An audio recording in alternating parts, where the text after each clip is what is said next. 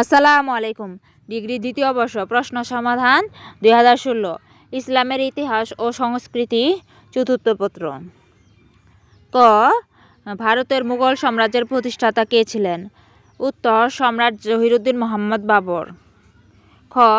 খানুয়ার যুদ্ধ কত সালে সংঘটিত হয়? 1527 সালে সংঘটিত হয় খানুয়ার যুদ্ধ। গ. হুমায়ুন্নামা কে রচনা করেন? গুলবদন বেগম।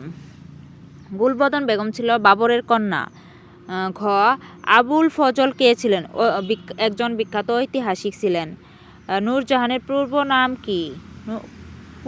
কি? মেহেরুন্নেছা। নূরজাহানের পূর্ব নাম মেহেরুন্নেছা। চ. ফতুয়া আলমগীর কি? সম্রাট আওরঙ্গজেবের রাজত্বকাল সম্পর্কিত একটি গ্রন্থ। আলমগীর আওরঙ্গজেব। ইউরোপীয় বণিকদের মধ্যে কারা সর্বপ্রথম ভারতে আসেন? পর্তুগিজরা।